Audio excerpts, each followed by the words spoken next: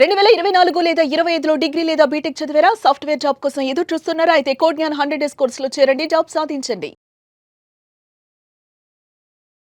నమస్కారం, welcome to Suman TV. నేను మీ anchor సిరి. 2026 సంవత్సరంలో జనవరి మాసంలో ద్వాదశ రాశుల వారికి ఏ విధంగా ఉంటుంది, ఏ ఏ సందర్భాల్లో జాగ్రత్తలు తీసుకోవాలి, వీటి గురించి క్లియర్గా విశ్లేషణ ఇవ్వడానికి మనతో పాటు ఉన్నారు వైదిక్ ఆస్ట్రాలజర్ ఉమా గారు. అడిగి తెలుసుకునే ప్రయత్నం చేద్దాం.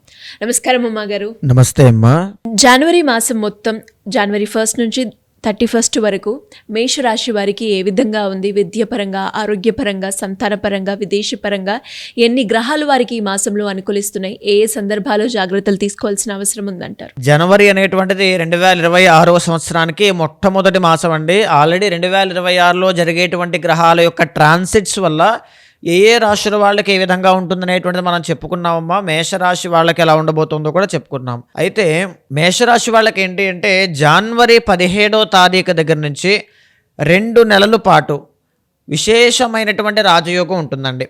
సో మనం జనవరి వరకు మాట్లాడుతున్నాం కాబట్టి దానికి సంబంధించినంత వరకు మనం మాట్లాడితే జనవరి మాసంలో మేషరాశి వాళ్ళైనటువంటి మీకు 4 గ్రహాలు దివ్యంగా అనుకూలిస్తున్నాయండి. ఎస్పెషల్లీ సెకండ్ హాఫ్ అంతా కూడా చాలా బాగుంటుంది. జనవరి మాసంలో రవి అనేటువంటి ఆయన 17వ తారీఖు దగ్గర నుంచి 10వ స్థానంలోకి వెళ్తూ రాజయోగాన్ని ప్రసాదిస్తూ ఉన్నారండి. అది చాలా మంచి యోగము. లాభంలో రాహు అనుకూలిస్తున్నారు. భాగ్య దశమ స్థానంలో శుక్రయోగము అనేటువంటిది చాలా బాగుందండి.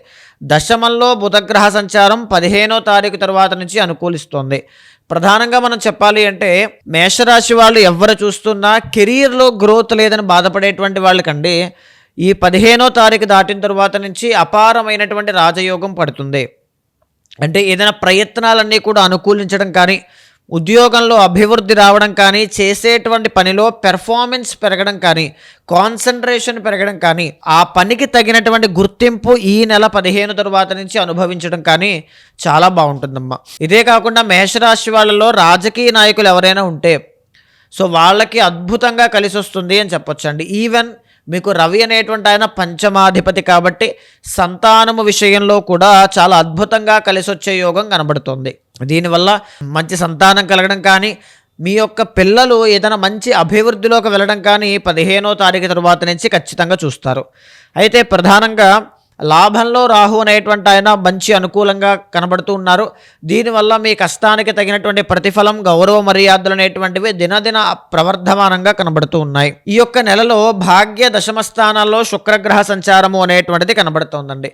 13వ తారీఖున శుక్రుడు అనేటువంటి ఆయన ధనస్సు రాశిలోంచి మకర రాశిలోకి ప్రవేశిస్తారమ్మా. సో దీనివల్ల ఏంటి అంటే భాగ్యంలో శుక్రుడు ఎప్పుడైతే నా దగ్గర డబ్బులు లేవు అని బాధపడుతున్నారో సరైన సమయానికి 100% డబ్బు అనేటువంటిది వస్తుంది. డబ్బుకైతే ఈ మాసంలో మీకు లోటు ఉండదు. బాగా గుర్తుపెట్టుకోండి, విపరీతంగా డబ్బులు వస్తాయి. తర్వాత విద్యార్థులకి కూడా మంచి విద్య అనేటువంటిది రావడం, తర్వాత మీ కాన్సన్ట్రేషన్ పెరగడం, ఉత్తీర్ణత శాతం పెరగడం, ఇలాంటివన్నీ కూడా చాలా బాగుంటాయండి ఈ నెలంతా కూడా. తర్వాత శుక్రబలము అనేటువంటిది ఎప్పుడైతే ఉంటుందో విందు వినోద కార్యక్రమాల్లో పాల్గొనేటువంటి యోగము కానీ, లేకపోతే నూతన వస్త్ర ఆభరణ, తర్వాత నూతన వాహన యోగాలన్నీ కూడా అనుకూలిస్తాయమ్మా శుక్రబలం వల్ల. తర్వాత ఏంటి అంటే బంధుమిత్రుల యొక్క కలయిక ఈ జనవరి మాసంలో శుక్రబలం వల్ల మీకు బాగా కనబడుతోంది. తర్వాత ఏంటి అంటే దశమంలో బుధుడు అనేటువంటి ఆయన అనుకూలిస్తూ ఉన్నారండి 15వ తారీఖు దాటిన తర్వాత. దీనివల్ల మీ యొక్క తోడబుట్టినటువంటి వాళ్ళతో, సిబ్లింగ్స్తో ఏవైనా సమస్యలు ఉంటే కనుక, మీ బంధువుల్లో కుటుంబ సభ్యుల్లో ఏవైనా సమస్యలు ఉంటే కనుక అవన్నీ కూడా సాల్వ్ అవ్వడము, వ్యాపార రీత్యా మంచి లాభాలు అనేటువంటివి కలగడము, స్టాక్ మార్కెట్ కానీ, షేర్ మార్కెట్ కానీ, ట్రేడింగ్ కానీ చేసేటువంటి వాళ్ళకి మంచి విజయాలు, లాభాలు అనేటువంటివి దక్కే అవకాశాలు ఎక్కువగా ఉంటాయి.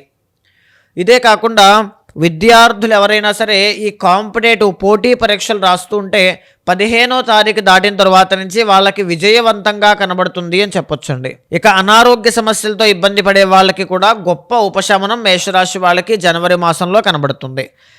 3వ స్థానంలో గురువు అనేటువంటి ఆయన ఉన్నారు కాబట్టి ఆర్థికంగా ఎదగాలి అనుకుంటే, లేకపోతే విదేశాలు వెళ్ళాలి, విదేశీ యోగము అనుకూలించాలి అనుకుంటే గురుబలము అనేటువంటిది పెరగాలండి. సో గురుబలం జనవరి మాసంలో మీకు అనుకూలించట్లేదు కాబట్టి చిన్న చిన్న అవమానములు, చిన్న చిన్న పని ఒత్తిడి పెరగడం కానీ, ఈ ప్రయాణాల్లో ఆటంకాలు కలగడం కానీ జరిగే అవకాశాలు ఎక్కువగా ఉంటాయి. సో దీనికోసం గురువారం నాడు శనగలు కేజీంపావు దానంగా ఇవ్వండి. గురుబలము అనేటువంటిది పెరుగుతుంది. పంచమ స్థానంలో కేతు అనేటువంటి ఆయన ఉన్నారండి.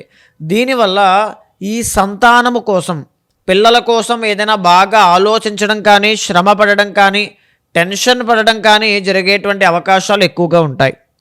సో ఆ విషయంలో కొద్దిగా కేర్ఫుల్గా ఉండాలి. మానసిక ప్రశాంతత అనేటువంటిది ప్రేమ విషయంలో, సంతానం విషయంలో, హయ్యర్ ఎడ్యుకేషన్ విషయంలో, మీ యొక్క అలవాట్ల విషయంలో కాస్త ఇబ్బంది కలిగించవచ్చు. ఈ నెలలో మీకు కుజుడు అనేటువంటి ఆయన అనుకూలంగా లేరండి. దీనివల్ల అనారోగ్యము, ప్రయాణాల వల్ల కాస్త అనారోగ్యము రావడం కానీ, జ్వరములు లాంటివి రావడం కానీ కుజుడు కాబట్టండి. బ్లడ్కి సంబంధించినటువంటి చిన్న చిన్న ఇన్ఫెక్షన్స్ కానీ, లేకపోతే స్కిన్కి చర్మ వ్యాధులు కానీ వచ్చే అవకాశాలు ఎక్కువగా ఉంటాయి.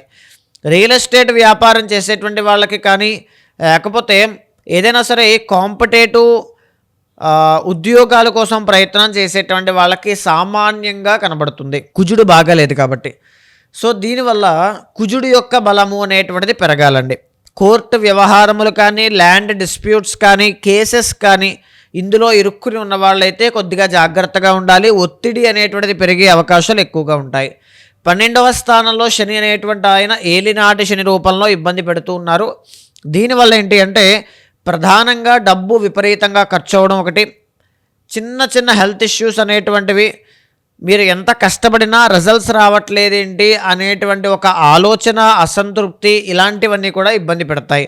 సో ఈ ఏలినాటి శని ఇప్పుడప్పుడే పోయేది కాదు కాబట్టి శనికి సంబంధించిన పరిహారాలు ఆచరించడం చాలా మంచిదండి. ఓవరాల్గా మేషరాశి వాళ్ళకి జనవరి మాసంలో సెకండ్ హాఫ్ అంతా కూడా, అంటే ద్వితీయార్థము అంతా కూడా చాలా అనుకూలంగా ఉందమ్మా. సరైనటువంటి గౌరవ మర్యాదలు కానీ, ప్రయత్నాలు అనుకూలించడం కానీ, పనులన్నీ సకాలంలో పూర్తవడం కానీ అన్నీ కూడా సెకండ్ హాఫ్లో మేషరాశి వాళ్ళకి కనబడుతున్నాయండి. మీరు అన్నట్టుగానే ఎవరికైనా కూడా ఎస్పెషల్లీ మేషరాశి వారికి గురుబలం తగ్గుతుందని అండ్ ఖర్చులు కూడా ఎక్కువగా పెరిగిపోతాయి అని అన్నారు. సో వీటికి సంబంధించి ఎవరైనా కూడా రెమెడీ చేసుకోవాలి అంటే ఎలాంటి పరిహారం చేసుకోవచ్చు అంటారు? తప్పకుండా అండి. డబ్బు ఖర్చు అవ్వకుండా ఉన్నటువంటి మీ పరిధిలోనే విజయాలు సాధించాలి, కష్టమంతా కూడా వేస్ట్ అవ్వకూడదు అనుకుంటే సుదర్శన హోమము అనేటువంటిది చేయించండి. విష్ణు సహస్రనామ పారాయణ అనేటువంటిది చేయండి.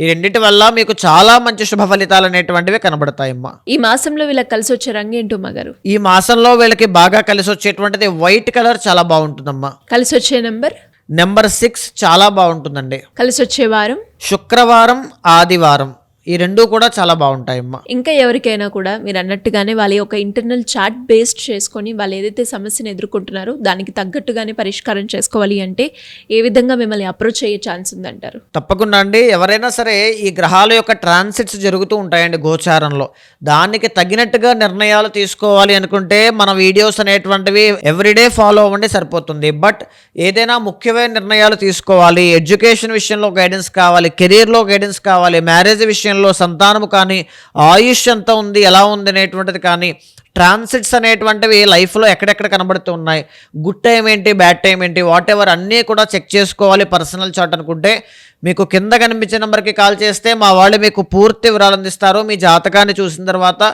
ఏదైనా దోషాలుంటే శాంతి పరిహారములు ఆచరింపచేసి భగవత్ అనుగ్రహం కలిగేలా చేస్తాను. థ్యాంక్ యూ అమ్మగారు. Thank you so much. నమస్తే అమ్మా.